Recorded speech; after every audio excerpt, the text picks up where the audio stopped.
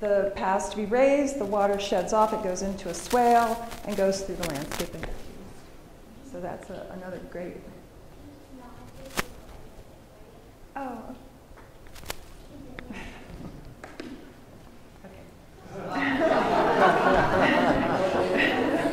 I don't know, honestly, electronic things have a way with me. I don't know what I do.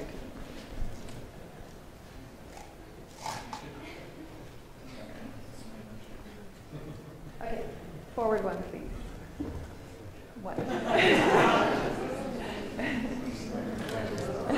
Been saving it up just for me.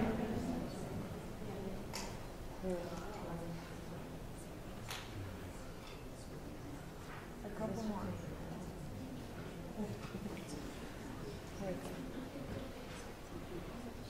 So before I get into this case study, this is what a hard copy case study looks like. And the reason I have this one, Mr. Kieran from Watershed Management Group, this is the only case study I have. It just came yesterday.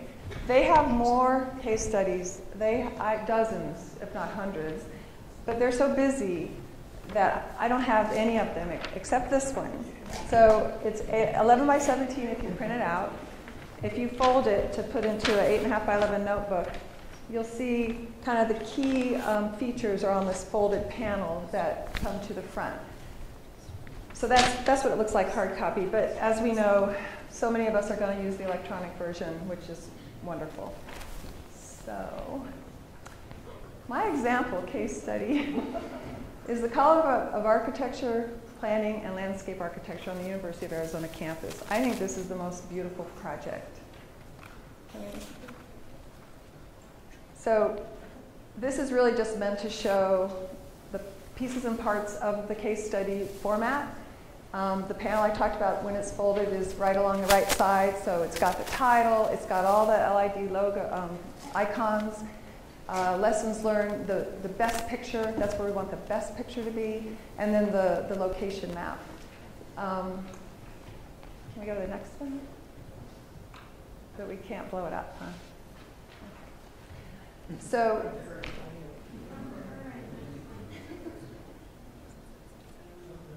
So anyway, the data is the most basic, piece of information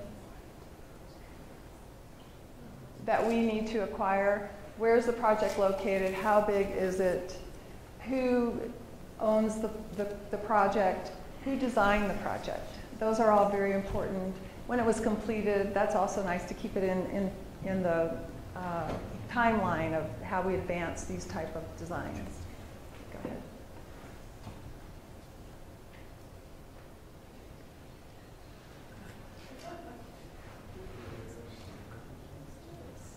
Oh, wow. Now I can remake my whole program. Oh, my goodness.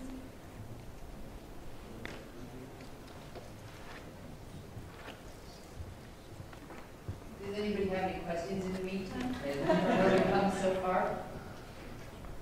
I will say one thing.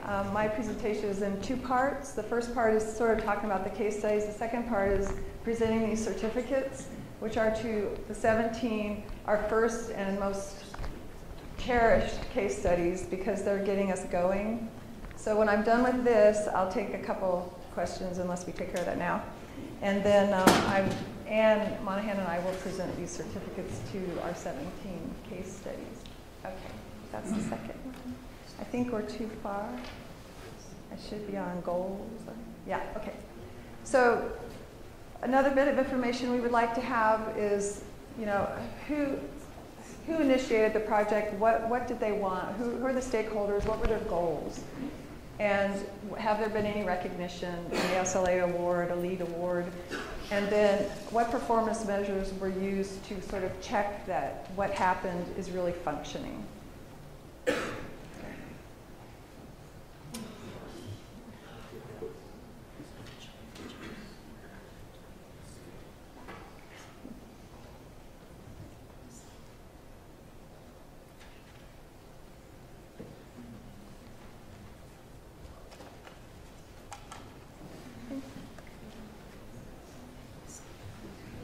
Costs.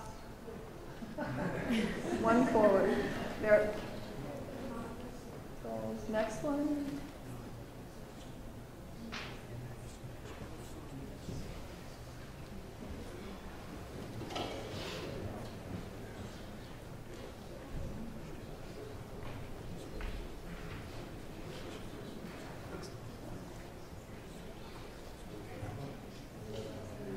Okay, let's go with that. Okay, let's stay there. I'll just talk about cost. The cost is real important, as we know. We need to see the value, and it's really hard to show the value. That's why I like retrofit in some respects. We can look at what it cost previously, like how much water, and then how much it costs now once the principles were installed. We would love to know the design costs. It's really hard to pull. This is a very tight relationship between the engineer and the landscape architect. And it's hard to pull apart, you know, what part of the engineering grading was the LID grading?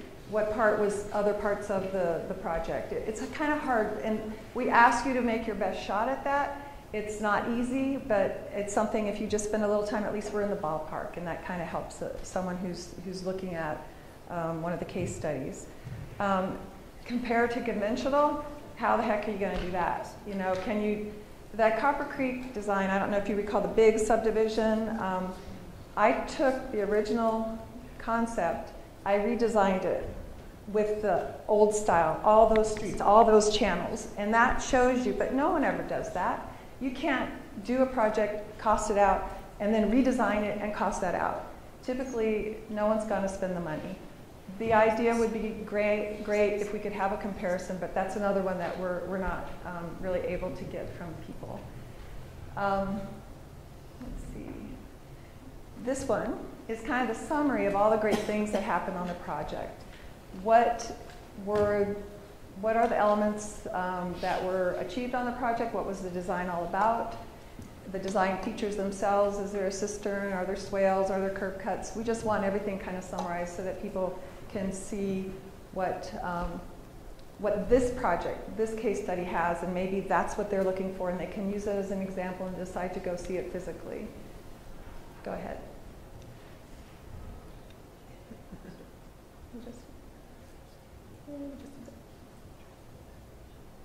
Okay, on that little panel, this is one of my favorite parts, the lessons learned.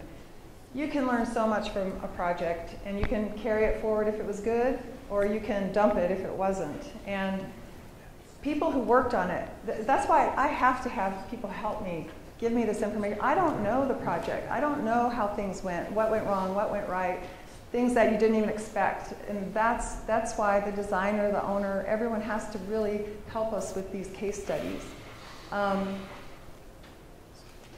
It's so neat to learn from a project and to carry it forward. And that's what we want to show on this panel. Something to be done differently, something to just make it even better the next time. So then what's really neat on these case studies are the photos, before and after. So this is I think it's the south side of the Capitol building, and it was a parking lot. That's all it was. I believe it was a 17-acre parking lot.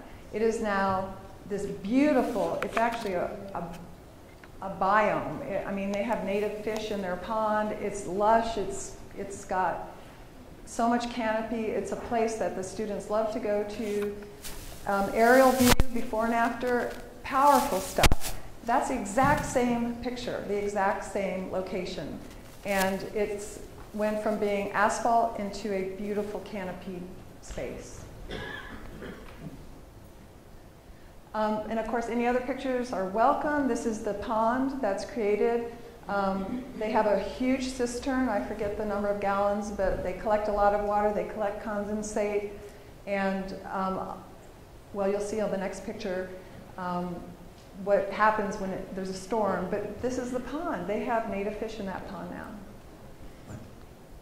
And this is the little corner in the bottom that has the name, the category, and this is the picture that we want to really showcase your project. That's where you put the primary picture, all the LID icons that explain right there that these are the LID practices that were put on the site. So what do we need now? What's missing? The top of my slide is missing. That's what says what's missing. We're missing your project. We're missing a lot of them, and we really need them.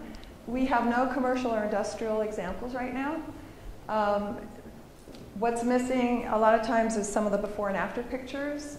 It's really great when you know you're going to do a project to take those pictures, to get the data. And then after, we can really build on and see what has changed and what's really great. The neat thing about the retro ones are you have a water bill, you have an electric bill, you know the cost of your power and your water, you know your property value. After you reinvent your project, you can find out what changed, how much water are you saving, how much power are you saving, and has your property value increased? If we have that data, it would make a lot more sense to people, and I think that we get a lot more buy-in. So the photos, of course, and we can help, I can help. This is the outline that we have that allows you to collect the data on your property. And then I have templates of every project type, industrial, institutional, and you can either take the template electronically, start filling it in, give it back to me. There's certain things we want to see have shown. I'll work on it, give it back and forth, whatever it takes, or dump me your data. Give me that spreadsheet or that outline. I'll do it for you. I'll give it back and forth until you're set. You're happy with the project. Okay, questions? Woo.